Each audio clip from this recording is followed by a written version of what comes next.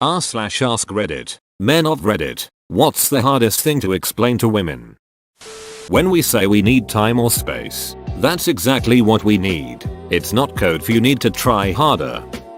When you ask me how my day was or what I did today, nothing in my day usually stands out as special. So I just don't remember. I usually don't remember what I do. I just live. Too clean for the hamper. Too dirty for the drawer. That's why I put my cargo shorts on the floor. I have a spot in the closet hidden from my wonderful but short wife where pants go for further use. I'm seriously not checking you out every time you walk by in the office. I turn my head for damn near everything that enters my periphery. You're really not that special. This makes me so ducking self-conscious in the gym. Every time someone walks past I look, especially in the mirrors, and I always catch the eye of a girl probably thinking I'm checking her out. I really don't want to be seen as that creepy guy making girls at the gym uncomfortable. It's literally the last thing I'm thinking about. Sometimes an erection just happens. We don't control the thing. It's a physical response that could literally be from nothing. I accidentally walked into a door the other day and I got rock hard. Kinky. Sometimes, this is me personally, so I can't say it's common. The struggle not to share emotions isn't as much the worry of backlash from society or friends, etc. It's more just a conflict within ourselves to verbalize and come out with it. I trust my friends with respecting how I feel. I just can't get it out because I'm fighting myself. Edit. I'm glad this has helped some people focus a general feeling into a somewhat coherent thought. I hope someday we all can climb out of this better people. I don't always want to be the one that initiates sex. It makes me feel like a creep. It doesn't necessarily make me feel like a creep, but it makes me think the girl doesn't actually want sex most of the time. When a girl does ask for sex or initiates it in her own way, it makes it so much more fun for me and takes out a lot of the anxiety and stress that sometimes surrounds sex in a relationship, because it really does feel like a two-sided give and receive situation.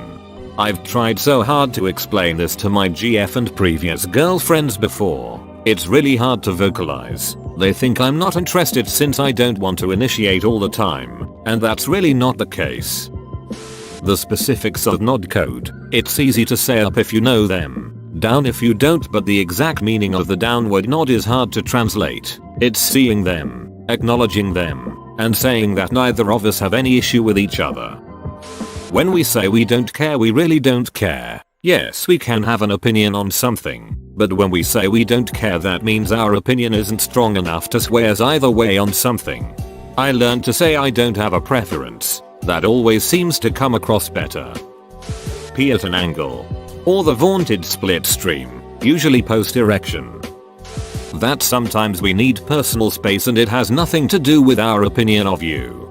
Definitely, when I first moved in with this girl, she wasn't working and I was, so every day I would be up at 6 AM to go to work, and then back late on an evening to find her brother, her friends, all sitting around the living room and all wanting to talk to me, like, sod off, I just got in from work. Can I have 5 minutes alone to just reset myself? Alone time is great and everyone should have at least 30 minutes of it daily. How much compliments mean to us? It's a different type of happy when a guy gets complimented.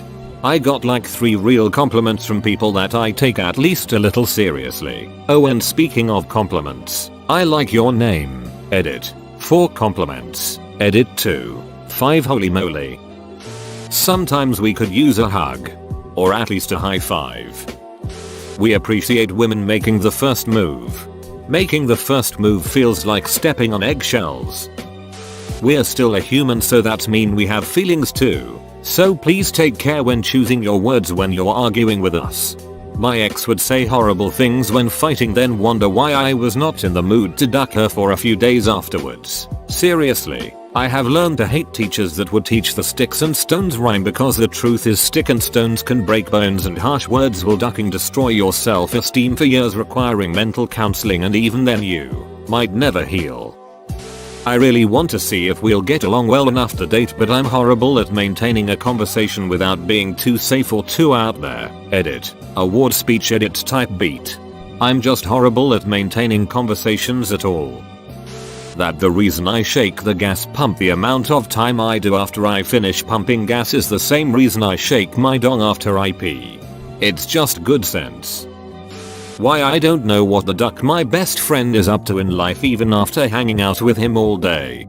I chat with my friend for an hour on the phone. We talk about video games, sports, etc. He's been my friend from high school and we were best men in each other's weddings. So, after the call, my wife says, "What's going on with his family?" "I don't know. You didn't talk about his family?" "Look, I'm sure they're fine. If they weren't he would have told me."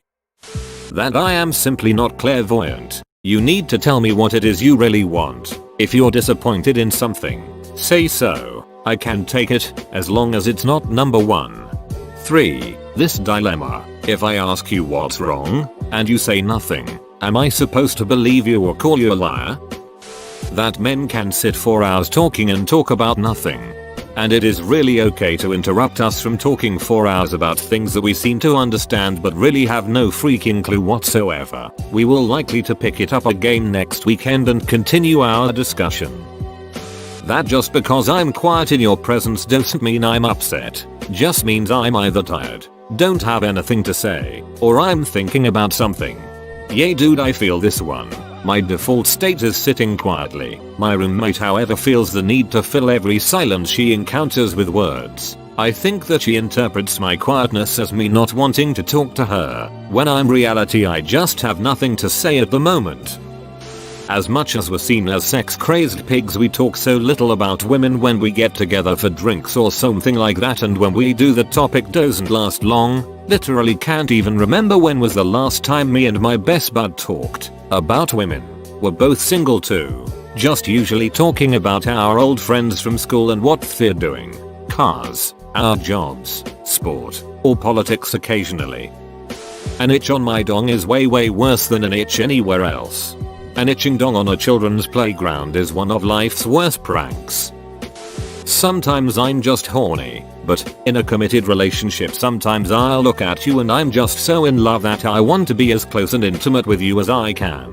Which is sex. My ex and I had different love languages, and she would worry that I don't love her as much as she loves me, which was just crazy because I was head over heels for her at all times. Trying to explain that really close, lovey sex was one of the ways I showed her exactly how deeply I was in love with her, but she didn't get it.